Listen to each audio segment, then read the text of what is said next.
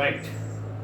පුතේ දැන් අපි කතා කරන්න යන්නේ vowel sounds. එහෙම නැත්නම් අර මම කිව්වේ ඇදෙන එහෙම නැත්නම් වෙනස් වෙන ශබ්ද සහිත ඉංග්‍රීසි අකුරු ටිකේ සිංහල ශබ්ද ටික. right. අපි කතා කරනවා පුතේ vowel අකුරු. vowel අකුරු පහක් තියෙනවා ඉංග්‍රීසි භාෂාව ඇතුලේ. මෙන්න ඒ පහ මම බෝඩ් එකේ ලියලා තියෙනවා. මේ ඒවෙන් හැදෙන සිංහල ශබ්ද. right අපි බලමු. පුතේ මුලින්ම ඒ අකුර. මේ තියෙන්නේ නේ මෙන්න මේ ඒ කියන අකුරෙන් හැදෙනවා පුතේ ශබ්ද කීපයක්. ඒ ආ ශබ්ද ගොඩක්. ඉංග්‍රීසි භාෂාවේ වැඩියෙන්ම ශබ්ද හැදෙන්නේ පුතේ මෙන්න මේ අකුරෙන්. දැන් පුතාලා කොන්සනන්ට් සවුන්ඩ්ස් දන්න නිසා මම වචනම ලිව්වා. මොකද හේතුව දැන් ලේසියිනේ තේරුම් ගන්න. මේ බලන්න. and and hand up is place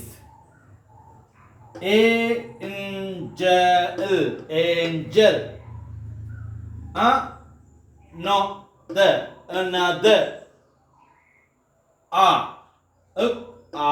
car right.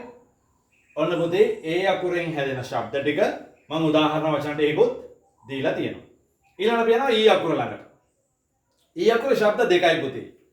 ප්‍රමුඛ ශබ්දේ එහෙම නැත්නම් ඊ අකුර වැඩියෙන්ම පාවිච්චි කරන්නේ මෙන්න මේ ඒ ශබ්දේ ගන්න.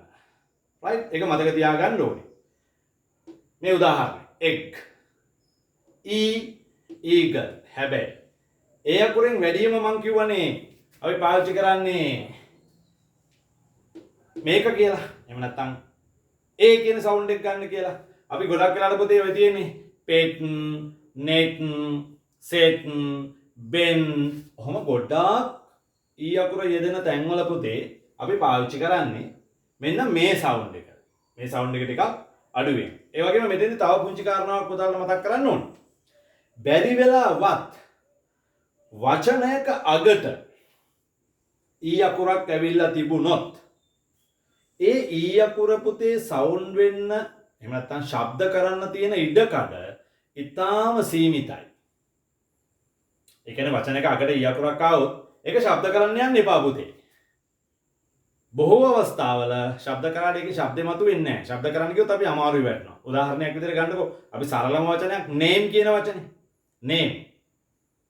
ඊ අකුර ශබ්ද කරන්නේ නැහැ නේ පුතේ. අපි ඒක ඉවර කරනවා. come කියන වචනේ ගන්නකො ඊ අකුර ශබ්ද කරන්නේ නැහැ නේ අපි com වලින් ඉවරයි අපේ ශබ්ද. right.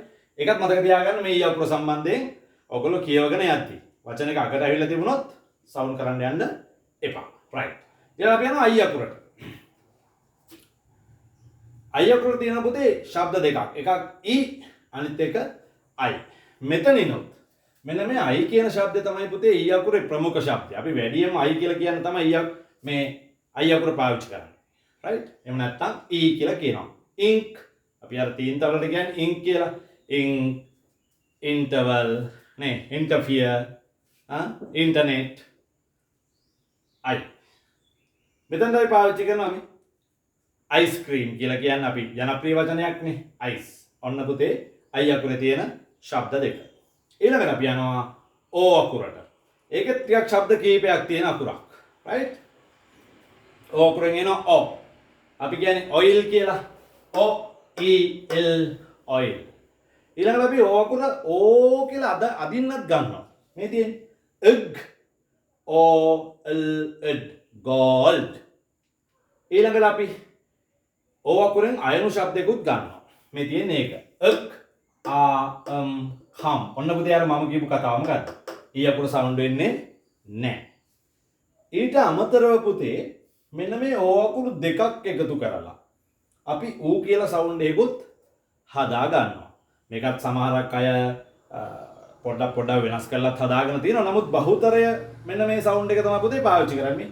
cool, pool, roof, took. Home පද වලට අපි පාවිච්චි කරන්නේ පුතේ ඌ කියලානේ. එහෙනම් ඩබල් O ආවොත් O නෙමෙයි. හරිද? උඟාක් පුතාලා දුවලා පරද්ද ගන්න තැනක් තමයි මේ ඩබල් O ආවම හිතන O කියලා නෑ මගේ පුතේ. O අකුරෙන්ම තමයි O සවුන්ඩ් එක ගන්නෙ. හැබැයි ඩබල් ඕ වහම ඌ කියලා හැදෙනවා.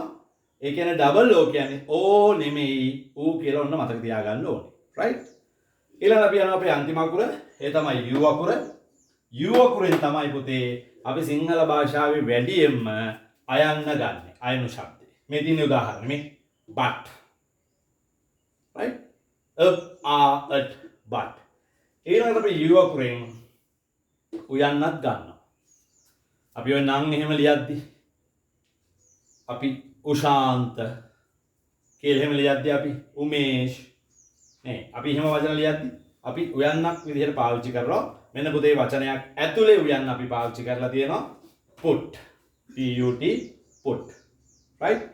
දැන් ඔයාලට අවබෝධයක් තියෙනවා. මොකක්ද? consonant sounds ටික ශබ්ද කරන විදිහ දන්නවා. vowel sounds ටික ශබ්ද කරන විදිහ දන්නවා. ඔන්න අපි ඒ જાති ටික එකතු කරලා වචන කීපයකුත් හැදුවා. ඒ ටික කියෙව්වා. දැන් මගේ පුතාලට තියෙන්නේ මේක try කරන්න. කොහොමද අපි වැඩේ කරගෙන යන්නේ?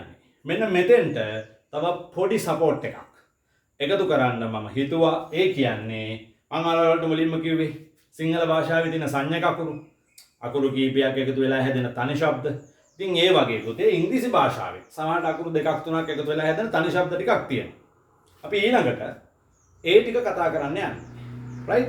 ඒ ටික කතා කරනකොට පුතාලට ඕන වචනයක් ගොඩනගා ගන්න පුළුවන්කම හම්බෙනවා. දැන් අපි බලන්නේ අකුරු දෙකක් එකතු වෙලා හැදෙන තනි ශබ්ද ගැන. right? අපි බලමු.